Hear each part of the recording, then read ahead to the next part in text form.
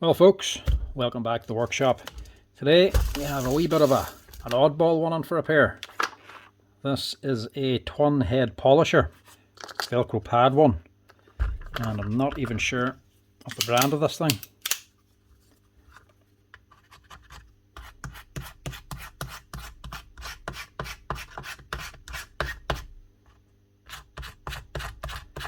Smartool, never heard of that one before now. Right, customer says it might need bearings, and I think he might be right. Oh, this one's okay. This one's flapping all over the place. First things first, we'll see if we can fix it anyway, but we'll see if it actually runs here first. It's only bearings that might be able to be fixed. I'm not even sure how much one of these things costs. It could be just a cheap and cheerful thing. I've never heard of this brand before, so I'm not sure. Could be expensive too, all I know.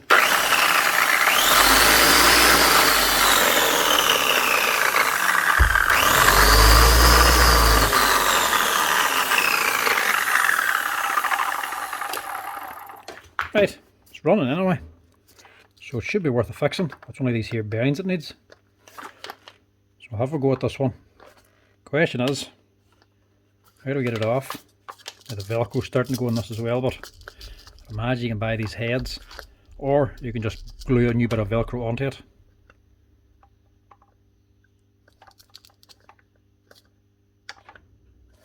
Right, we'll chance unscrewing the base first and taking that bottom half apart.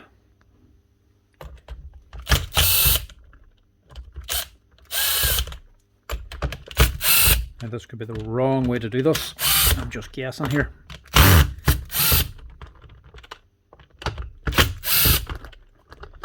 Actually, it might be the wrong way.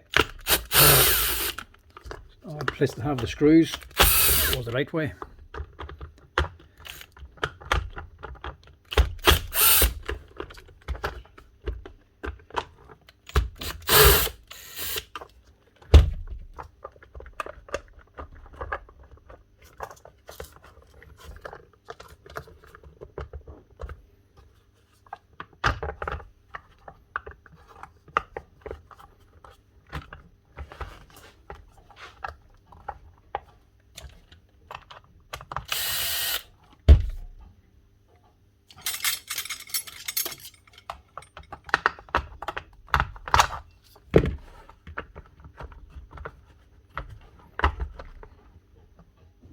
That's just taking everything off, motor and all.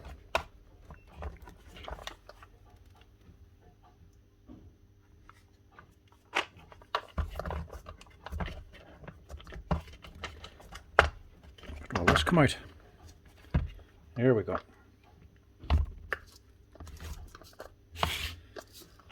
Alright, this is fairly basic. Very basic actually. Christ, there's not much to this thing at all. Plastic gears everywhere.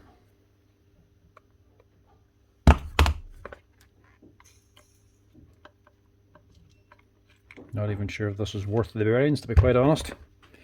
Just blue standard lithium grease shoved onto it. It's all just sitting here. There ain't much on the gears at all, but mind you, they are nylon gears, and to be honest, they haven't worn out.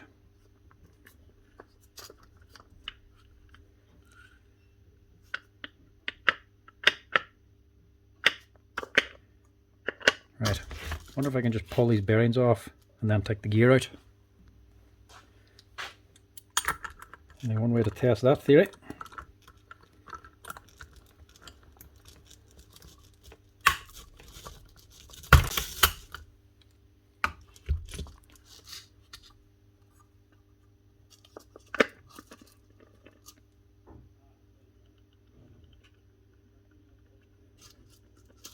That bearing's still free enough, anyway. That gear inch just coming off.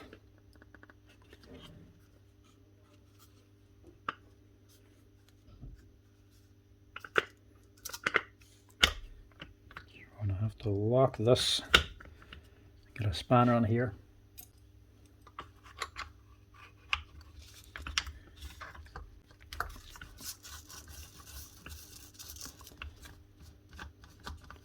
Just take the actual pad off, that might be smarter. And actually just screwed on though. So same as a 7-inch pad, normal polisher.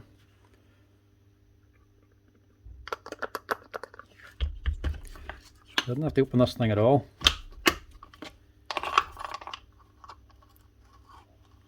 No harm now that we did, once we get to actually see what the inside of it's like.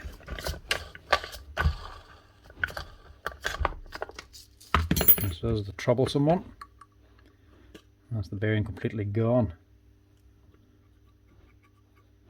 And the one's not gone, but it's also not good.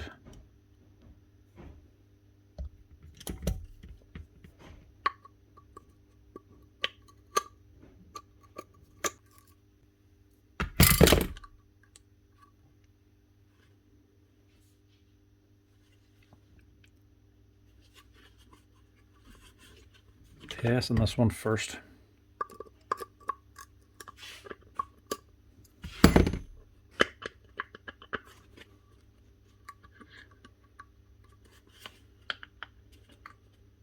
Actually, this bearing here is gone. It's flapping around. This one here is okay, but the one underneath is actually gone. So we're going to need a few bearings by the looks of it. So to get that bearing out, it's not attached to the shaft. That shaft comes through here to the counterweight. This is an offset side then with this bearing on it. I would imagine I might have to get some heat on that. Or what else could I do? Unless I get a bolt into the thread again and try to prise it out.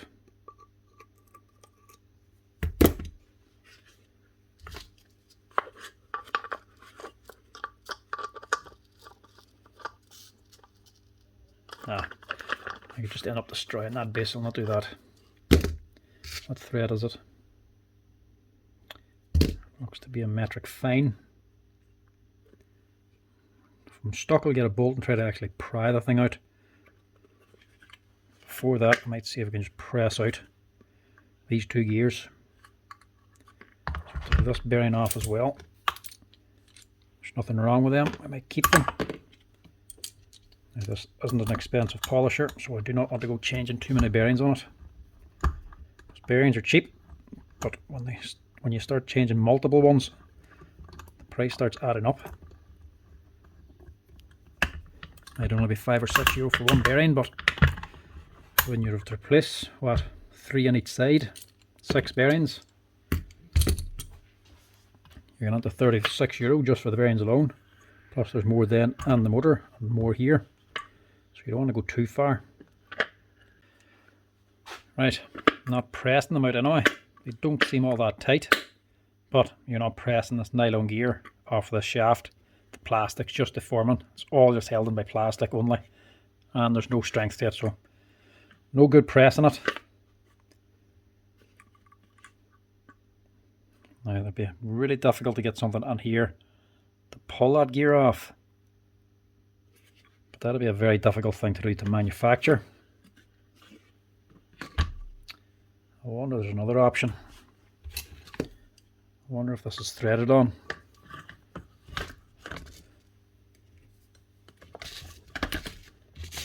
I suppose it could be. The counterweights are normally threaded on a sander.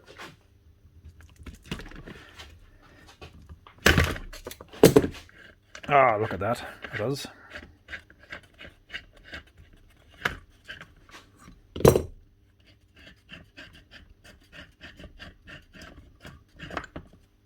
Nice one.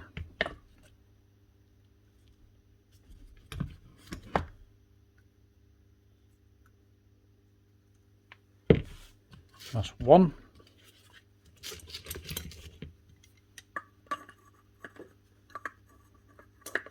Just using a circle of pliers to go into the holes to lock it in place. And pliers then on the other side to turn the counterweight.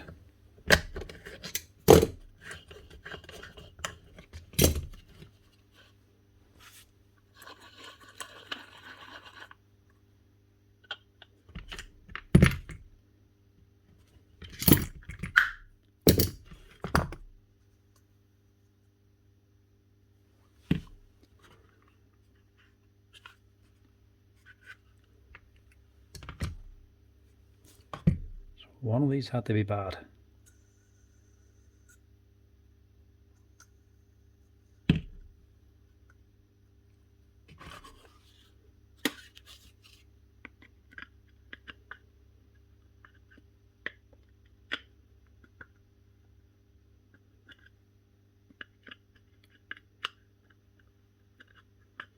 Might be more the housing. Very cheap. It's not an expensive tool anyway, it's definitely just a cheap and cheerful one, especially with this amount of plastic. Not that well made at all. So in other words, we do not want to spend much money on it.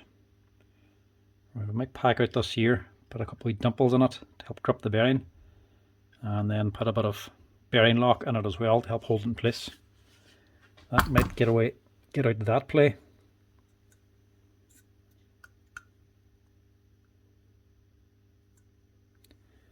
That's not bad.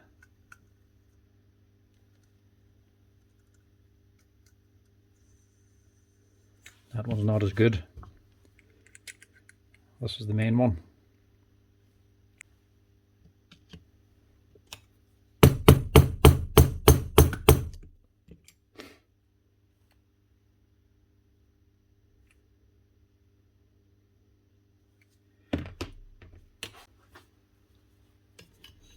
Give a bit of heat will get it out.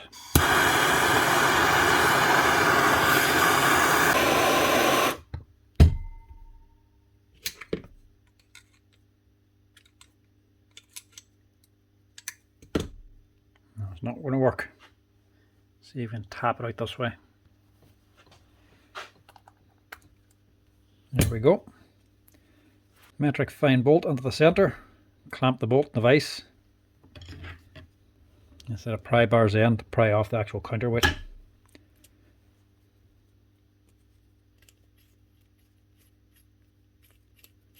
it can come off. Now take out the centre.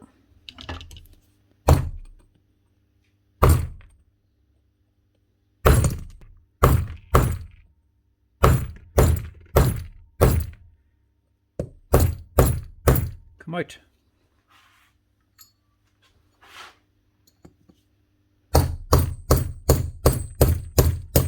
There we go.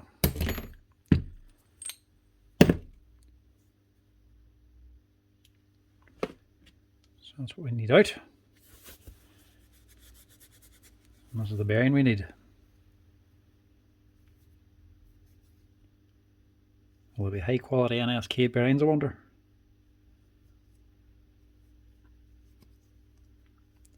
No name on them. But they're a 6001 bearing, so we'll get two of them anyway. I'll also change this one just to get out the same way.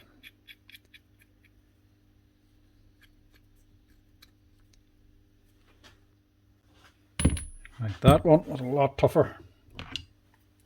And I had a lot of heat onto that to get it to shift. Even still it wouldn't come out. So I had to get a center punch straight down through the middle to catch the edge of this here. That got it to start shifting, and then I was able to get the pry bars and prise it on the vise with the bolt in the center of it. But that did not want to shift. Right. Get new bearings on these. To be honest, that might be all I'm going to do with this thing.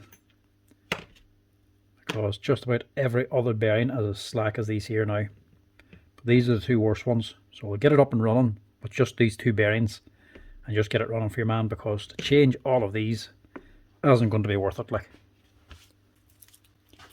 if you wanted to do a cheaper job on it, you could go out and just get the same kind of bearings, just these cheaper Chinese bearings, no name runs, because these are all 608 bearings. So two here, one here. I'd imagine there's another one on the side, and probably another 6001 underneath here.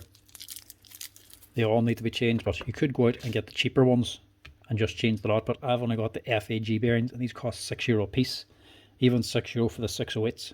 So it's a lot of extra money to replace all these bearings. So we'll just go ahead, do a quick and cheap fix for now. These are the two hardest ones to change also. The other ones are fairly easy. They all just pull straight off. So he's getting two good ones and the bits that matter. And if he really wants to, he can swap the other ones over at a later date.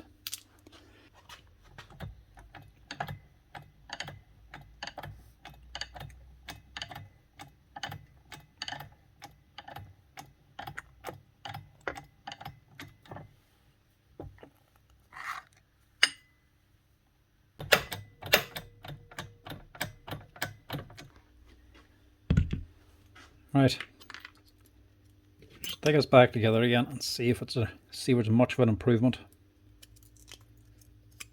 Well, there has been improvement because these are the two worst ones. Two circlips to hold this together. One to hold the bearing on the shaft, the other to hold the bearing in to the counterweight.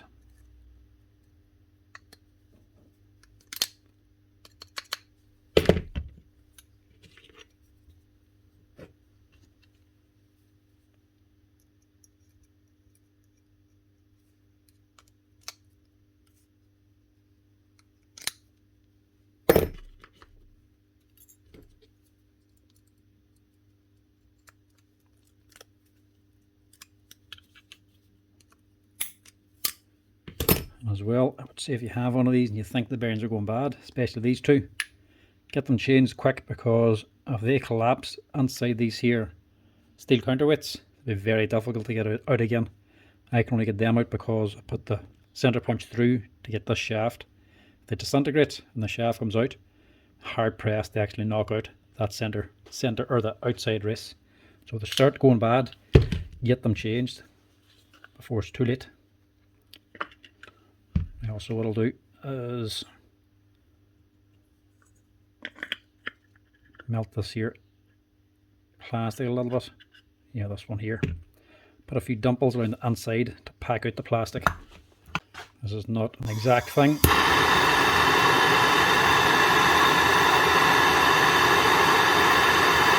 This is just a get me out.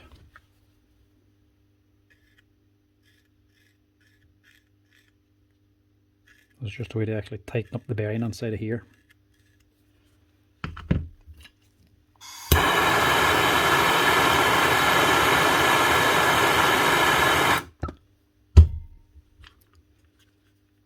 It's not a proper fix, but it saves you replacing the machine.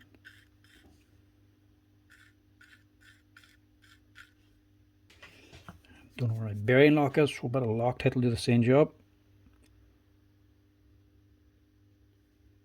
Just something to grip the bearing.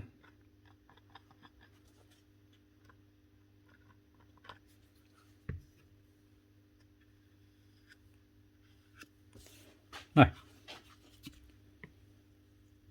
these can go back in. These bearings are starting to go, but they're not completely gone yet.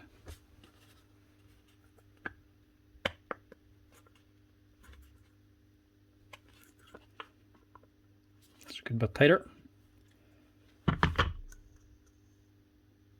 one's slack, but it's still tight enough.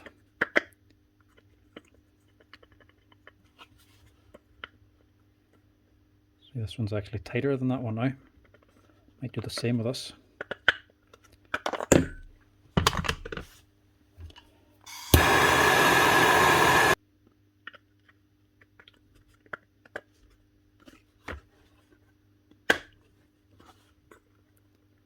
That's a good bit better.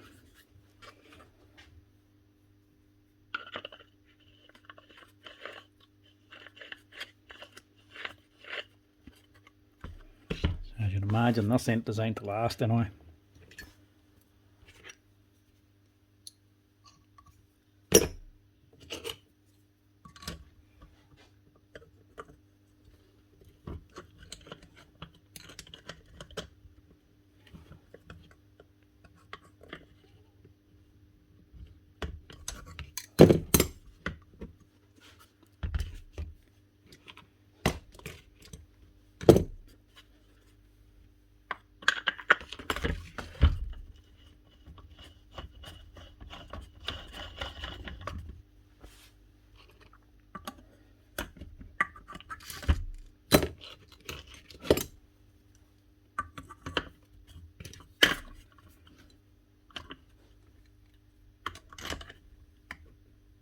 screws don't have to be overly tight, because we're going to be going one direction anyway.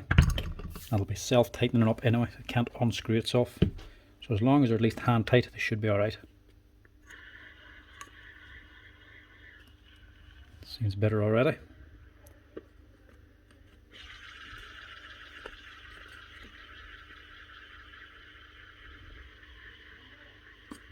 Definitely free enough anyway.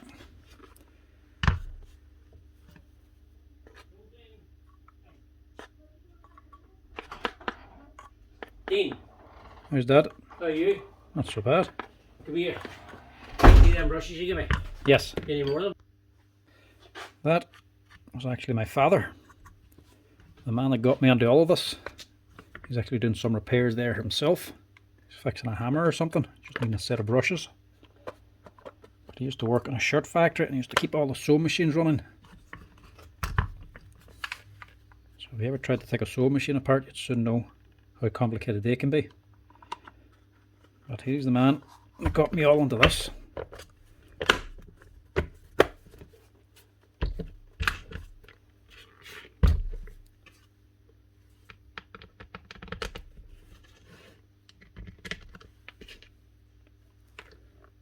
Now, where are the two long ones now? I think it was in there. Yeah. The rest are just all short.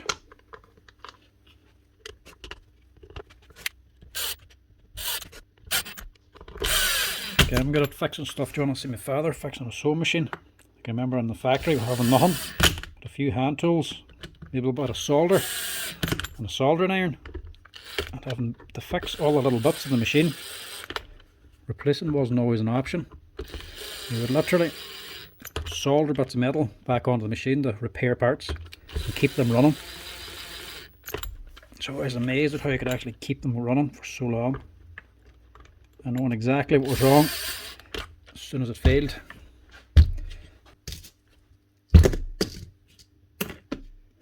Lovely. First mistake of the day. Thought they seemed a little bit slack.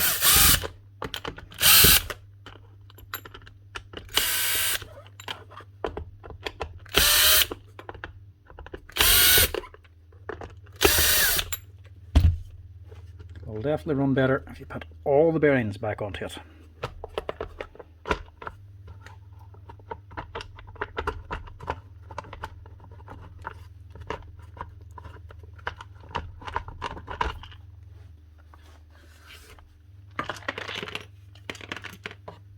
These back on too.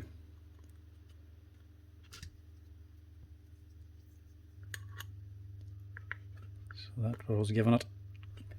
A little bit of play. Press this on in the bearing press. And press the whole way through. It's easier to press them on before put the counterweights on. But they will still go on. Not all that tight. Aha, much better.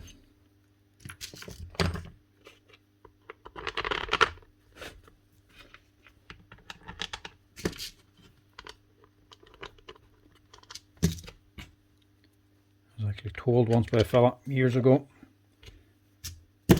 you're doing repairs, never do it in front of the customer, because that's exactly what will happen. You'll be distracted and you'll forget a piece. Grand doing it on your own. If you can backtrack, looks terrible and you do it in front of somebody. Or, you know, on YouTube for everybody to see. But what can you do? It happens.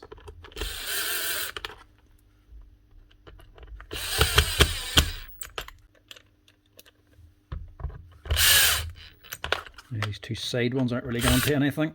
They're basically stripped out.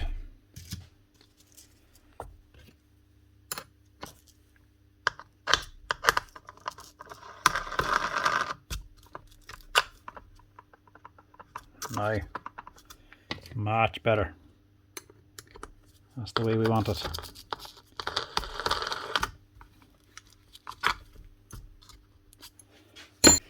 Now, How does it run now with them 2 bearings changed? Shouldn't be too noisy, but it should run a lot smoother.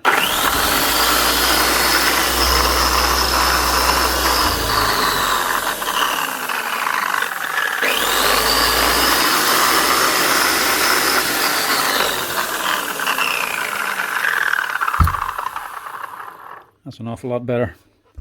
A Smartool or Smartool, that's what it is. Must be Smartool. Smart Tools. I don't think there's anything too smart about this thing. One Smartool Dual polisher, up and running again with 2 601 bearings. You could do it right by replacing all the bearings, but you would need another 6 608 bearings and another probably a 6002 bearing again. If you were to change them all, you'd be looking at about a 50 or 60 euro repair for all the bearings, but to change them too, you're only looking at about 25 or 30 euro. A lot cheaper, and I don't think, going by the price of this thing, or looking online, I would say this thing's only worth about 70 or 80 euro anyway if you're buying it, so it wouldn't really be worth putting all the bearings on. But replacing a few of them will definitely get you up and running again.